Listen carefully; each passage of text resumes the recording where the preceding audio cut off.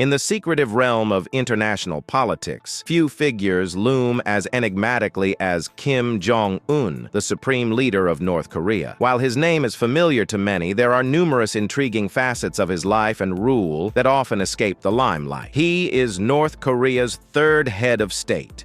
Kim Jong-un, North Korea's current leader, took over the reins in 2011 after the passing of his father, Kim Jong-il. He came from a family with deep political roots. Kim Jong-un was the second child of Kim Jong-il and his wife, Ko Yong-hui, his grandfather Kim Il-sung, the founding father of North Korea. When Kim Jong-il passed away in December 2011, Kim Jong-un took on a hefty responsibility. He became the head of North Korea's government and military forces. In April 2012, a series of official titles were awarded to him. These titles included the first secretary of the Korean Workers' Party and chairman of the Central Military Commission. These titles solidified his authority in the country and marked the beginning of his leadership journey. What makes Kim Jong-un's story even more intriguing is that he assumed power at a relatively young age. He was in his late 20s when he became the leader of North Korea. Leading a country at such a young age is no small feat, and it certainly adds an interesting layer to his leadership story. He may have been educated in Switzerland back in the late 90s. Kim Jong-un, then known as Pak-un, enrolled in a school in Switzerland. Reports suggest that he attended the Liebefeld-Steinhölzli School in Gumlingen. It was the very place where he began to shape his worldview outside the tightly controlled environment of North Korea. According to a statement from the Liebefeld-Steinhölzli School, between 1998 and 2000, a North Korean student, who happened to be the son of an embassy employee, was indeed in attendance. It's quite remarkable to think about how this experience must have influenced his perspective. Did you know that Kim Jong-un had a hobby during his time in Switzerland? He was really into basketball. It's a side to him that many might not have expected. Fast forward to the early 2000s. After his time in Switzerland, Kim Jong-un headed back to North Korea and continued his education at the Kim Il-sung National War College in Pyongyang. This was a significant step towards his eventual leadership role in the country. From a student in Switzerland to a leader in North Korea, Kim Jong-un's journey is nothing short of intriguing. It just goes to show how diverse experiences can shape a person's perspective and leadership style. He married in 2009. Kim Jong-un is actually married to a woman named Ri Sol-ju. Their marriage took place in 2009, although North Korean state media didn't officially report it until 2012. The couple is alleged to have welcomed their first child in 2010. Kim Jong-un, the supreme leader, has a daughter. He's not just a leader, he's also a father. Recently, North Korea TV aired footage of Kim Jong-un doing some pretty normal things with his daughter. He even took her to a football game. It was reported to be her first outing where she didn't have to witness tanks, APCs, or ICBM launchers. This little girl is shrouded in mystery. No one outside the inner circle seems to know her real name. She's only referred to as the precious child or the respected child. Maybe Kim Jong-un just got a bit lazy with the naming, or perhaps there's a deeper meaning behind it. He is a four-star general. It's no secret that Kim Jong-un holds significant power in North Korea, but his swift rise to the rank of four-star general was quite remarkable. This pivotal moment in Kim Jong-un's life happened during the first general meeting of the ruling Korean Workers' Party since 1980. This meeting was a monumental event, as it marked the official transition of power from Kim Jong-il to Kim Jong-un, a young man in his late 20s, stepping into a role of immense authority in a country with a deeply entrenched military culture. This elevation to four-star general wasn't just a symbolic gesture. It signified Kim Jong-un's newfound position as a key figure in the North Korean military hierarchy. What's truly fascinating is that this promotion came despite the absence of any publicly known prior military experience on Kim Jong-un's part. This move mirrored the historical transition from Kim Jong-il to Kim Jong-un. a dynastic succession that had been meticulously planned for years. The ruling Korean Workers' Party, which has been at the core of North Korea's political system, played a pivotal role in this transition of power. He established his power with violent purges. Reports from defectors and South Korean intelligence services reveal a disturbing pattern during the early years of Kim Jong-un's rule. People were routinely executed, painting a dark picture of his consolidation of power. In December of 2013, a pivotal event occurred. Kim Jong-un ordered the execution of his own uncle, Jang Song-taek. Jang was not just any figure. He was a high-profile ally of Kim Jong-un's father and had played a crucial role as a virtual regent for the young leader after Kim Jong-il's passing. This move sent shockwaves through the political landscape, solidifying Kim Jong-un's authority in a ruthless manner. It was a bold statement, signaling that no one, not even close family members, was exempt from his iron-fisted control. What's truly chilling is how this event fits into a broader narrative of suppression and control. It's essential to understand that this wasn't an isolated incident. Kim Jong-un's regime has been characterized by a systematic use of fear and violence to maintain power. These purges serve as a stark reminder of the harsh realities faced by the people of North Korea. The regime's grip on power is maintained through a climate of fear, making dissent a perilous act. The assassination of his half-brother back in 2017, a tragic event took place at Kuala Lumpur International Airport in Malaysia. Kim Jong-nam, the eldest son of former North Korean leader Kim Jong-il, was assassinated. It was a horrifying incident, as he was exposed to a deadly nerve agent called VX. Kim Jong-nam was once considered the likely heir to his father's position, but over time, he fell out of favor with the regime. One major turning point was when he attempted to enter Japan with his family, using a forged Dominican passport. Imagine the embarrassment this caused to the North Korean leadership. This incident, along with other perceived indiscretions, led to Kim Jong-nam's exile from North Korea in 2003. Even in exile, Kim Jong-nam occasionally spoke out against the regime. He wasn't afraid to criticize the policies and actions of the North Korean government. Increased nuclear weapons testing. North Korea's first underground nuclear detonation happened in October 2006. That was a pivotal moment, marking their entry into the nuclear club.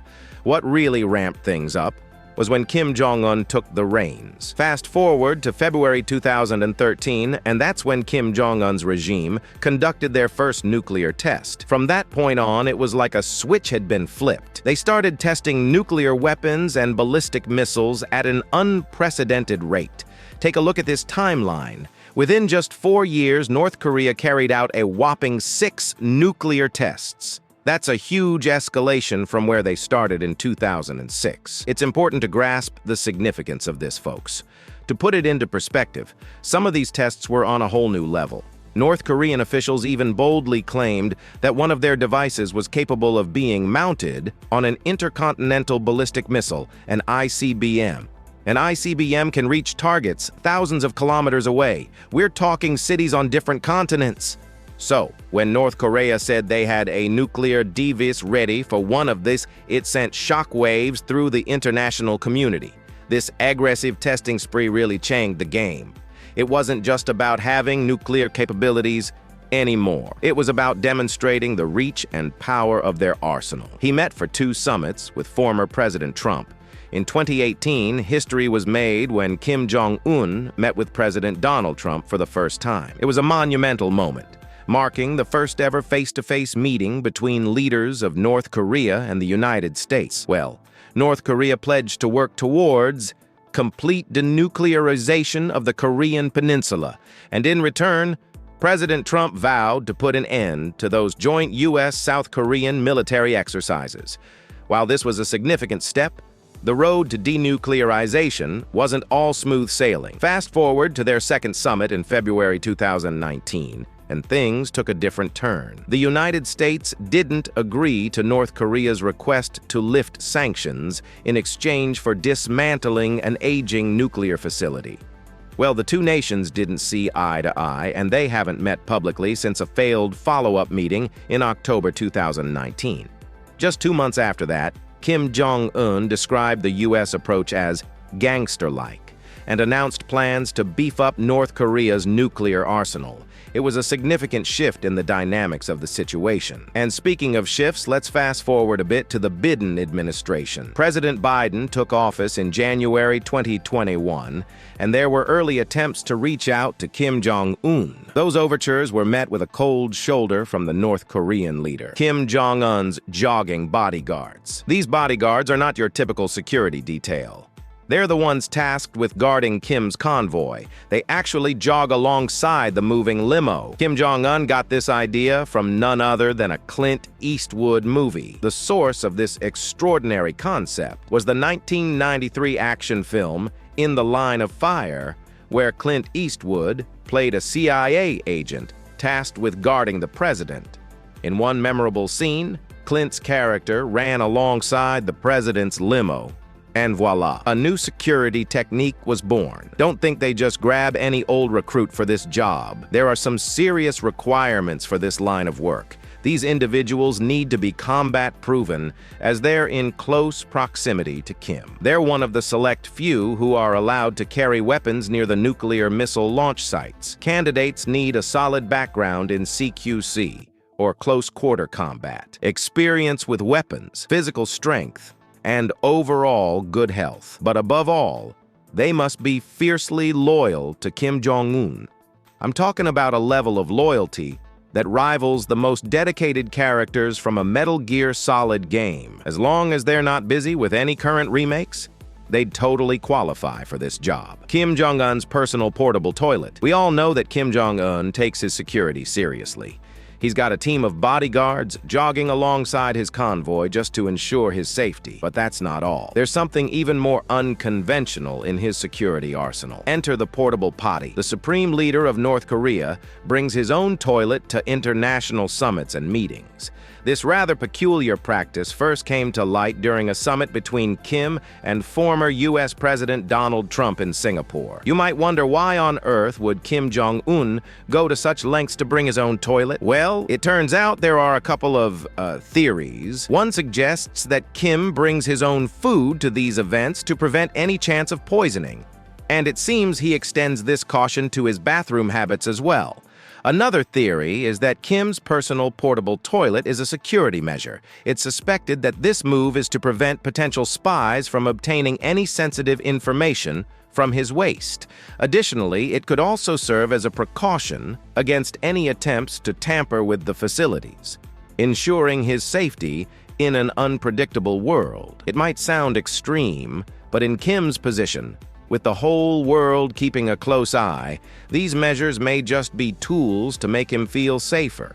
After all, being the leader of a country that's often at odds with the rest of the world can be a daunting task. North Korea's secret trust with China. North Korea, a country with a notorious reputation, known for its closed-off society and harsh living conditions. You might wonder, who in the world would want to be allies with North Korea? It turns out that North Korea and China are close allies, and their alliance goes way back, all the way to 1961 when they signed a cooperation treaty. In 2018, something quite unusual caught the attention of onlookers on the Chinese railways, a green train. It was suspected that Kim Jong-un, North Korea's supreme leader, and his closest associates were on board. This green train was associated with Kim Jong-un's father, Kim Jong-il, who had used the very same train for his travels. Naturally, this set off alarm bells among the public and the international community. People began to worry that a secret meeting was taking place between the Chinese government and North Korea. North Korea on its own